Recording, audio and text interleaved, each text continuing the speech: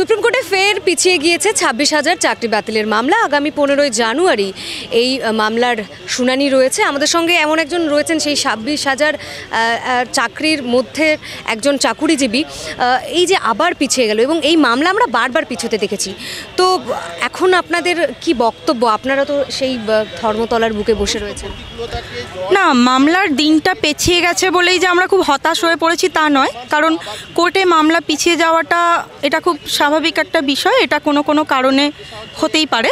কিন্তু আমাদের মামলা তো খুব বেশি দিন পেছায়নি, 7 তারিখে ডেট ছিল, আবার 15 তারিখে ডেট দেওয়া হয়েছে। তো সেক্ষেত্রে মামলা পেছালেও আমরা ভীষণভাবেই আশাবাদী, কারণ আমাদের তো দুর্নীতিতে কোথাও নাম নেই। যে 17 দফা লিস্ট দেওয়া হয়েছে সেই লিস্টের কোথাও নাম নেই, বাক কমিটি আমাদের নাম কোথাও দেয়নি, সিবিআই কোথাও আমাদের নাম দেয়নি। আপনারা যোগ্য চাকুরিজীবী, তাহলে সমস্যাটা কোথায়? যে সেগ্রিগেশন নিয়ে একটা বারবার একটা বলতে গিয়ে একটা মানে অমিল দেখা যাচ্ছে, রাজ্য সরকার বলছে যে আমরা রাজি আছি সেগ্রিগেশনে, তারপরেও তাহলে এটা হচ্ছে না কেন? সেগ্রিগেশনটা কিন্তু হয়ে গিয়েছিল, সিবিআই কিন্তু রিপোর্ট দিয়ে দিয়েছিলেন।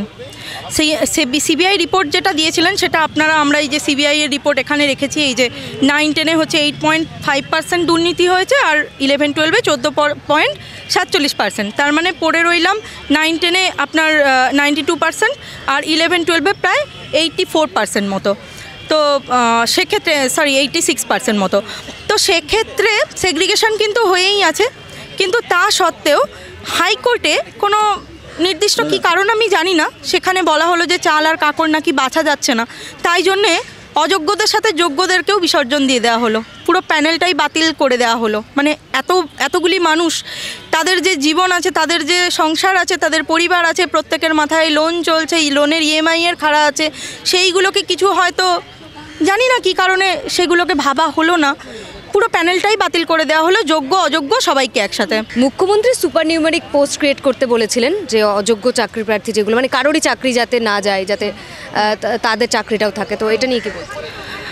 দেখুন, যে সুপার নিউমেরিক পোস্ট ক্রিয়েট করা হয়েছিল, যারা বসে আছে তাদের সবাইকে চাকরি দেওয়ার জন্য, কিন্তু বিষয়টা হচ্ছে সেখানে কোনো রিক্রুট হয়নি, কিন্তু যেটা সুপ্রিম কোর্টেও এসএসসি হলফনামা দিয়ে জমা দিয়ে বলেছে, এবং কোর্ট উকিলও বলেছে সেই কথাটা, যে রিক্রুটমেন্ট কিন্তু সেখানে হয়নি। আর দ্বিতীয়ত, সুপার নিউমেরিক পোস্ট নিয়ে আমরা কেন ভাববো? আমরা তো কোনো দুর্নীতিতে নাম নেই, আমাদের কাউন্সেলিং হয়েছে পরপর, আমরা প্রায় 6-7 বছর চাকরি করে ফেলেছি। তো সেক্ষেত্রে হঠাৎ করে আমাদের যাদের কোনো দুর্নীতিতে নাম নেই, হঠাৎ করে আমাদের চাকরি যাওয়াটাই আমাদের মাথায় আকাশ ভেঙে পড়েছে।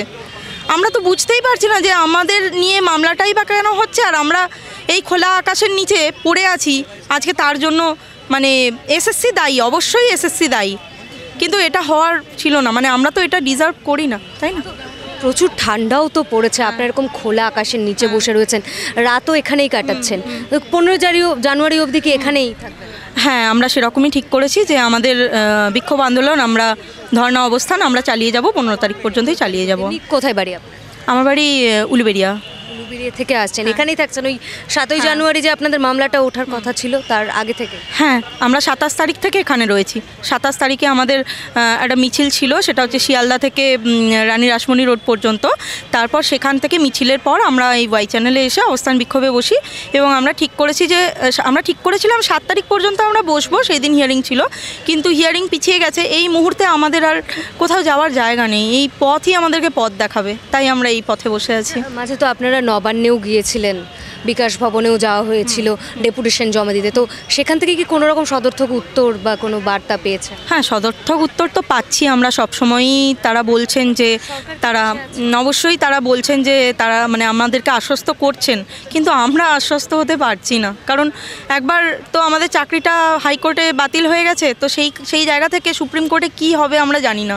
তাই আমরা কিন্তু আশাবাদী, হতাশ নই, কিন্তু খুব যে আমরা 26,000 চাকরি বাতিলের মামলা আবার পিছিয়ে গিয়েছে। আপনারা 27 ডিসেম্বর থেকে এখানে বসে রয়েছেন, আবার সেই 15ই জানুয়ারি পর্যন্ত পিছিয়ে গেছে। 7 তারিখে মামলাটা উঠেছিল, তো আমরা ভেবেছিলাম যে এটা চলবে, মানে কন্টিনিউ হয়ে বা হিয়ারিং হয়ে আমরা কিছু একটা রায়দান পাবো বা কিছু একটা মীমাংসার পথে যাবে, কিন্তু সেদিনকে সেরকম বিশেষ কিছু হয়নি। ওটা আবার পিছিয়ে গিয়ে 15ই জানুয়ারিতে আমাদের পরবর্তী হিয়ারিংয়ের ডেট আমরা পেয়েছি। তো এর মাঝে তো আপনারা সরকারের সঙ্গেও যোগাযোগ করেছেন, নবান্ন থেকে শুরু করে বিকাশ ভবনে গিয়েছেন, ডেপুটেশন জমা দিয়েছেন, কোনো সদর্থক বার্তা বা উত্তর কিছু পেয়েছেন? দেখুন, আমাদের প্রতিনিধিরা সমস্ত জায়গাতেই গেছে এবং কথা বলেছে এবং তারা মৌখিক আশ্বাস দিয়েছেন যে ঠিক আছে, আমরা দেখছি ব্যাপারটা, আমরা লিখিত সাবমিশন করুন। আমাদের প্রতিনিধিরা আমাদের যা দাবি সেটা আমরা লিখিত আকারে সেখানে জমা করে এসেছি। তো এই মৌখিক আশ্বাসটা তো আমাদের ক্ষেত্রে সেরকম কিছু কার্যকর নয় যতক্ষণ না সেটা ওরা কোর্টেতে জমা দেবে এবং সেখান থেকে আমরা সুপ্রিম কোর্টে তার সদর্থক মানে রায়ের মাধ্যমে আমাদেরকে সেগ্রিগেশন করে যোগ্যদের সম্মান ফিরিয়ে দিয়ে যতক্ষণ না আমরা নিজেদের জায়গায় মানে স্কুলে ফিরে যেতে পারছি ততক্ষণ পর্যন্ত তো এই মৌখিক বার্তায় আমরা আশ্বস্ত হচ্ছি না। ম্যাডাম, আপনি নিজে তো একজন শিক্ষিকা, জানেন এই ঘটনা যদি আমরা বলি যে একটা মানে ইতিহাসের পাতায় লিখে রাখার মতো, মানে চাকরির তাই কোথাও গিয়ে কি মনে হয় যে এই সরকারের যে ভূমিকা সেটাতেই এমন পরিস্থিতি, এই সরকারের মাধ্যমে কি এই সমস্যার সমাধান করা সম্ভব এই সরকার থেকে? দেখুন, আমাদেরকে নিয়োগ করেছে এসএসসি, তো আমরা সরকারি হিসাব অনুযায়ী চাকুরিজীবী। তো সেই সরকারি সংস্থা তো সেটাকে যোগ্য অযোগ্য বাছাই করে কারা থাকবে না সেটা তো দায় তো তাদের উপরই বর্তায়। তো সেই কাজটা তারাই করতে পারে না। আমাদের কাজ ছিল পড়াশোনা করে পরীক্ষা দেওয়া। আমরা পরীক্ষা দিয়েছি, নিয়ম মাফিক আমাদের কাউন্সেলিং হয়েছে, তার আগে আমাদের ইন্টারভিউ হয়েছে, যা নিয়ম সেই নিয়ম মাফিকই আমরা কিন্তু চাকরিটা পেয়েছি। এবার সেখানে রিক্রুটমেন্ট প্রসেসে তারা যদি কোথাও কোনো ভুল করে থাকে সেই ভুলকে শুধরে নেওয়ার দায়িত্ব তাদের উপরই বর্তায়। তারা কি চাইছে না করতে, কি মনে হয়? চাইছেন না, এখনও পর্যন্ত তো কোর্টে জিনিসটা রয়ে আছে, বিচারাধীন বিষয়। গড়িমসি কেন, কি মনে করেন?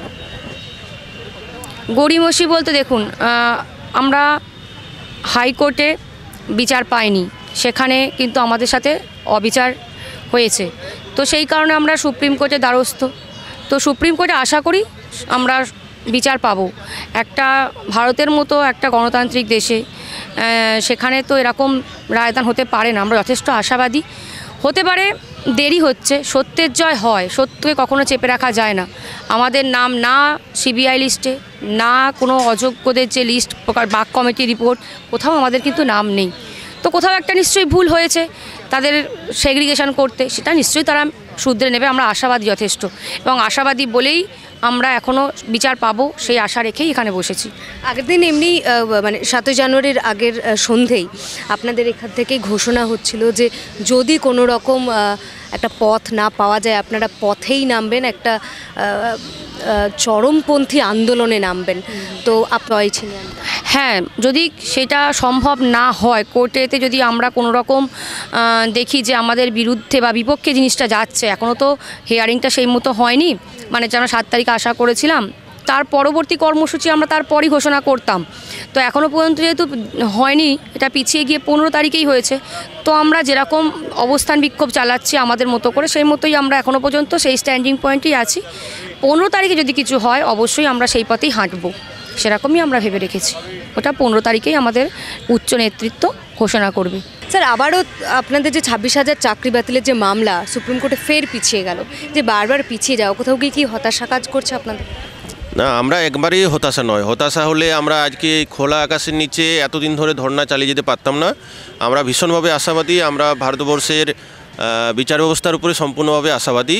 সেই আশায় মানুষকে বাঁচিয়ে রাখে, আমরাও সেই আশা নিয়ে এখানে রয়েছি। সমস্ত বাধা বিপত্তিকে অতিক্রম করেও 15 তারিখে আমরা আশা রাখছি যে আমরা ন্যায় বিচার পাবো।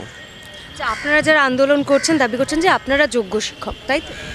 অবশ্যই আমরা উচ্চস্বরে বারবার স্লোগানিংয়ের মাধ্যমে আমরা এটাই বলতে চাইছি যে আমরা যোগ্য। কারণ হাইকোর্টের নির্দেশে 2বার তদন্ত হয়েছে, একবার বাগ কমিটির রিপোর্ট, একবার সিবিআই। 2বারই যা পেয়েছে সেখানে কিন্তু আমাদের কোনো নাম নেই। সেখানে 9-10-এর মাত্র 8 পয়েন্ট সামথিং এবং 11-12-এ মাত্র 14%। এইগুলো দুর্নীতি করেছে, কিন্তু বলা হচ্ছে এমনভাবে যেন পুরোটাই দুর্নীতি হয়েছে। তাহলে 8% বাদ দিলে 92% হচ্ছে যোগ্য, 14% বাদ দিলে বাকি 86% থাকছে তারা যোগ্য, এখানে এতজন মাস্টারমশাই দিদিমণিরা রয়েছেন, তারা কিন্তু আমরা সকলেই যোগ্য। আমরা সেই যোগ্যতার ভিত্তিতেই চাকরি পেয়েছি। আমাদের সেই সম্মান ফিরিয়ে দিয়ে আমাদেরকে স্কুলে চাকরি ফিরিয়ে দিতে হবে, এটা আমরা দাবি রাখছি। আপনারা তো সরকারের সঙ্গেও এর মধ্যে মানে 27 তারিখ থেকে যেখানে আপনারা বসে রয়েছেন সরকারের সঙ্গে যোগাযোগের চেষ্টা করছিলেন, তো সেদিক থেকে কি কোনো বার্তা এসেছে? না, এখনও সেভাবে কোনো আসেনি। আমরা আশা রাখছি যে আমাদের মানবিক মুখ্যমন্ত্রী আমাদের প্রতি সদয় হবেন এবং তিনি নির্দেশ দেবেন সঠিক তথ্য মানে সুপ্রিম কোর্টে পেশ করার, এসএসসিকে সেই নির্দেশ দেবেন এবং আমাদের সাথে দেখা করার বা আমাদের প্রতিনিধি হিসেবে সেখানে গিয়ে দেখা করার একটা সুযোগ তিনি দেবেন। আমরা সেই চেষ্টাও চালিয়ে যাচ্ছি। আমরা আশাবাদী, ভীষণ আশাবাদী। ইতিমধ্যে একটা অভিযোগ উঠছে যে সরকার কোথাও গিয়ে চাইছে না বা সরকার গড়িমসি করছে ব্যাপারটায়। না দেখুন, আমরা এইসব কোনো রাজনীতি বা সরকারের গড়িমসি এটা তো আমাদের জানার কথা নয়।